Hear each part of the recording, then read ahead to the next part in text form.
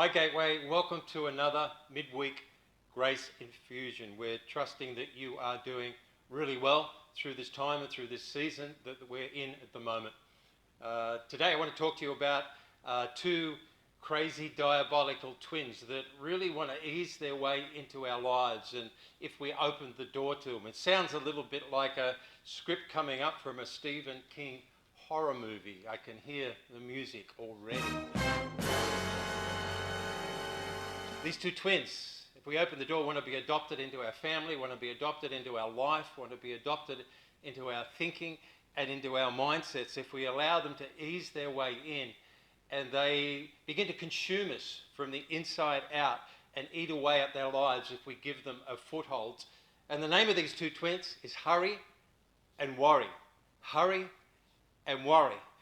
And I found in life we hurry because we're worried, and we worry because we're not hurrying enough when we allow this into our life. And when we open the door to hurry and worry, both of these things undermine the grace life, our freedom in the grace life. They undermine the rest and the peace that we have in the life of grace. And it often ends up in a life of frustration, in a life of pain, in a life of disappointment and disillusionment. When we live in grace, we live truly in a life of rest, a life of real rest, because a life of law is a life of rush. You can rush or you can rest. And I know which one I'd prefer. The second alternative sounds so much better and so much more relaxing about our lives. But I can guarantee if you allow these twins of hurry and worry in your life to get an anchor in your life, they will quickly rob you of your rest. So today, with this short grace infusion, this short message, I want to ask you this question. How are you doing during this isolation period? Are you seeing it as a wonderful time of rest? How are you doing with just being able to be still and know God during this time, resting in His presence, enjoying His presence? Are you seeing this time as an incredible gift, as an incredible blessing, or are you seeing this time maybe as a burden? Maybe this isolation time you're feeling lost. Maybe you're feeling frustrated, maybe even bored in this time, perhaps even resentful. Some people, as I'm listening to commentaries, some people feeling resentful about this time of isolation. And the reality is, if we do find ourselves at a loss or bored or resentful or just not being able to wait for this time to be over, and this gift of stillness and this gift of entering back into, reminding ourselves to enter into rest and to function from rest, if we find ourselves like that, maybe it's a good indicator that these diabolic or evil twins of worry and hurry and also busy are functioning pretty strongly and powerfully in our lives. And it's a reminder that we need to take a step back and allow the rest of God to fill our lives, the presence of God to fill our lives. Doesn't mean, as we talk about rest, that we need to sleep half the day. Sometimes that might be a good thing at different times in our life. But it's not about that, because in Hebrews it tells us we give our all and be eager to experience the rest of His presence. In other words, there's a diligence about entering into His rest. And there's a fruitfulness that flows from that. The great English preacher, Judson Cornwall, said this: the rest of God is not inactivity, but directed activity. The rest of God is not inactivity, but directed activity. It's fruitful activity. It's activity that reflects what we really value in our lives, and it's a recognizing what is really going to build into our lives to sustain us on the journey God has for every one of us.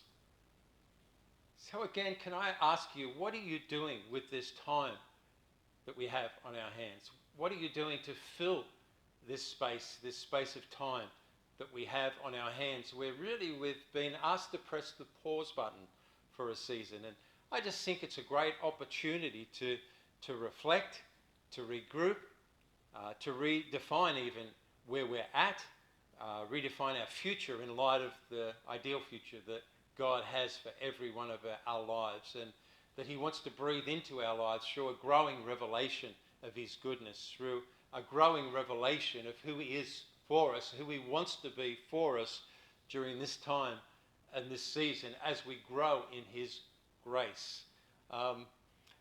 Every one of us, I think, are on a rest retreat. People pay a whole lot of money to go on a retreat. We get to go on a retreat for free. We get to go on a retreat into his presence. And we get to remind ourselves, I think, at a time like this, of what is the greatest value in our life and the greatest strengthening place in our life, and that is his presence. That is understanding the power of rest. That is understanding the power of stillness in every one of our lives. It's understanding that our lives aren't defined by how busy we are, how much stuff we're trying to accomplish, particularly when some of it has no real eternal value. We're sustained by Jesus. We're sustained when we continue to feed from the tree of life. We continue to drink from the tree of life. We're sustained when we realize that's where the quality of our future comes from. That's where it comes from, relational intimacy with him. And so at the other end of this, we need to ask the question, when all this is over, when all this time of isolation is over and things get back to normal, whatever that looks like for you, we need to be able to ask ourselves, have I been better off? Am I better off? Am I a better person because of the gift of this time that's been given to me, because of this retreat that I've been on? Some people will probably be glad it's over, and I can understand that. But are we glad it's over because we're bored and we're frustrated and we're annoyed? Or are we glad it's over because there's a new opportunity in front of us, because we've grown, we've been built up in grace, we've been transformed by being in his presence?